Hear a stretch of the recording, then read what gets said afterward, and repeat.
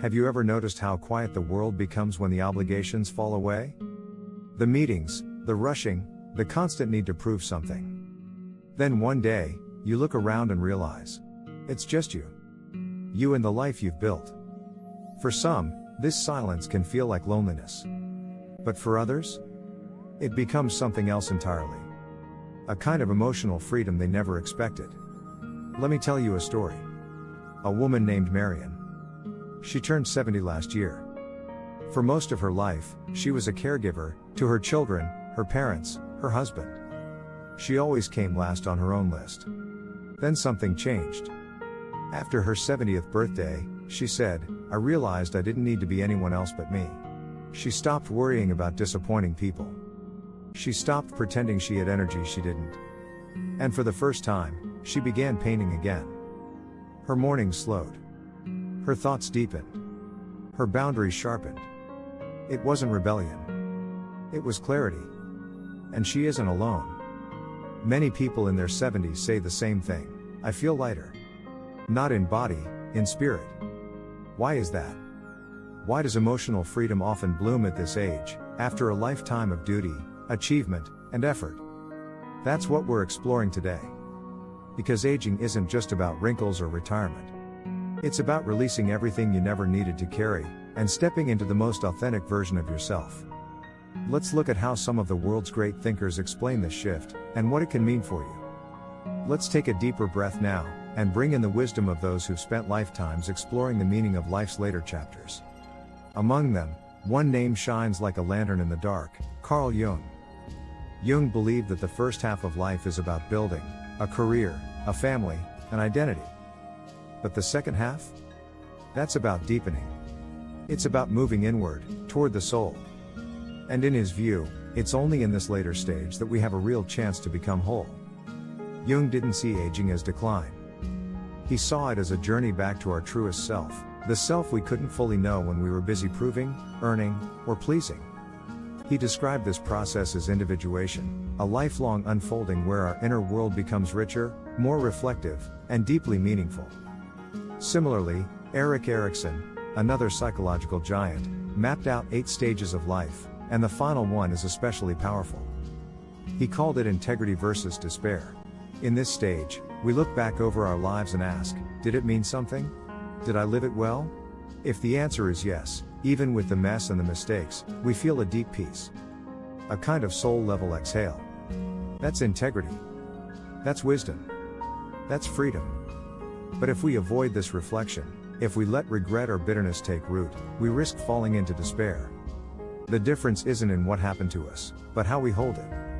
Aging, in this light, becomes a spiritual art, the ability to hold all we've lived through, with honesty, grace, and compassion. Ram Dass, the American spiritual teacher, said it beautifully: aging is not an error, it's not a failure. It's just another chapter of life, and it can be the most spiritually rich of all. In fact, after his stroke, when he was in a wheelchair and his body no longer cooperated, he often said, I'm not less, I'm more. My soul is shining through. What all these thinkers remind us is this: aging isn't about becoming less useful or relevant, it's about becoming more ourselves. It's about shedding the masks, letting go of roles, and finally meeting our own heart, perhaps for the first time in decades. The 70s can be a time when the inner voice gets clearer. When you no longer have to perform. When your story becomes a gift to those still walking behind you. Let's bring this all closer to home. Maybe you're retired, or thinking about it. The kids are grown. The house is quieter now. The rhythm of your days has shifted. And maybe you're asking yourself, what now? It's a question that lives quietly under the surface for many people in their 60s, 70s, and beyond. Not because they lack purpose, but because the old purposes no longer fit. And this can feel both liberating and a little disorienting. Take Evelyn, for example, a viewer who wrote in to share her story. She was 72 when she said, I woke up one morning and realized, for the first time, no one was expecting anything from me. Not my kids. Not my job. Not even my aging parents. I just sat with a cup of tea and cried, not from sadness, but from the sheer quiet of it. And then there's Ron. A retired teacher who spent decades pouring himself into his students. Now, He gardens. Slowly. Intentionally. I used to rush, he said. Now I notice when the tomato plants lean toward the sun. That's freedom to me. This is what emotional freedom often looks like in our 70s. Not loud. Not flashy. But deeply felt.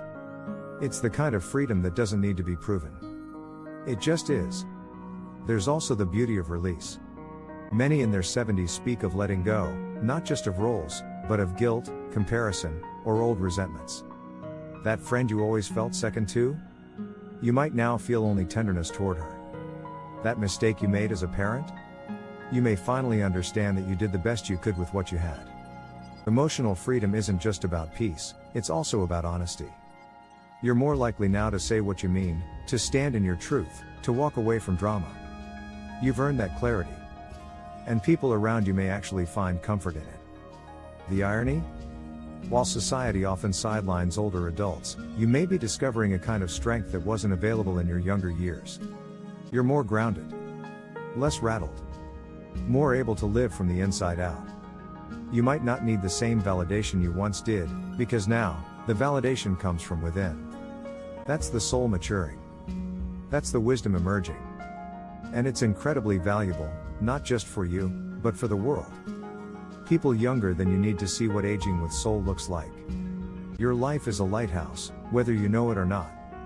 Habits of soulful aging, living free, not just long. So, how do you live this emotional freedom on purpose? How do you shift from surviving your 70s to thriving in them, with spirit and grace? Let's explore a few soulful habits and mindsets that can make all the difference, starting today. 1. Reclaim the quiet as sacred. Many people report that life becomes quieter in the 70s, not just in noise, but in demands. But here's the secret, that quiet is sacred. It's a space for listening, not just to the world, but to yourself. Try this. Each morning, before checking your phone or turning on the TV, sit for 5 minutes with your tea or coffee. Just notice the light, the breeze, your breath.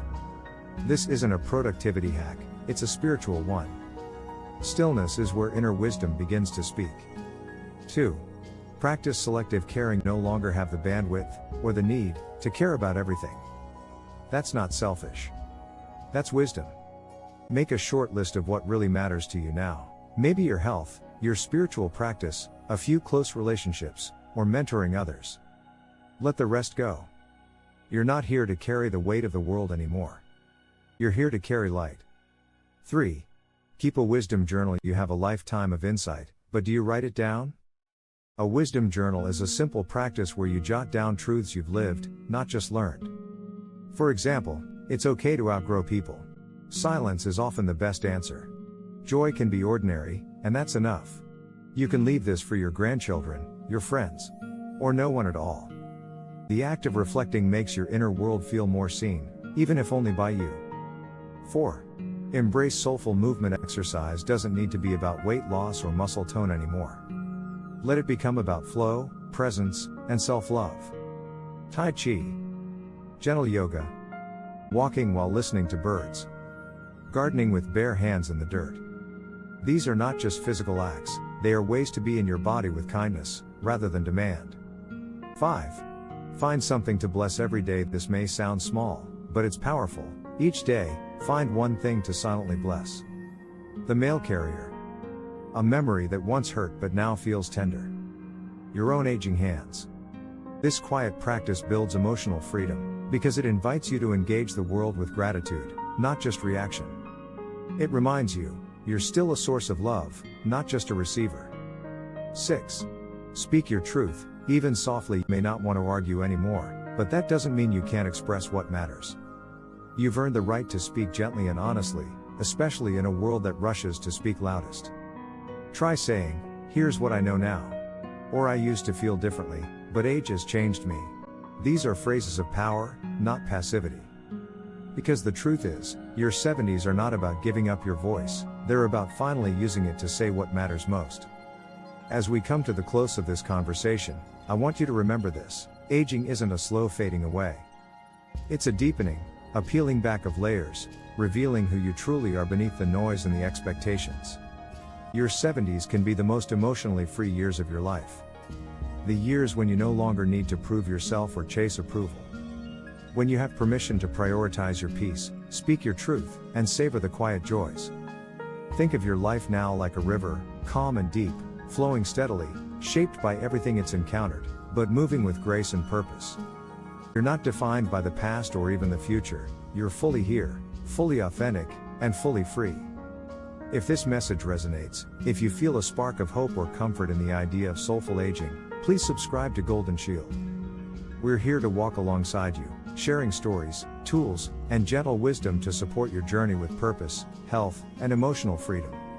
Thank you for being here today. Your story, your wisdom, and your presence matter deeply.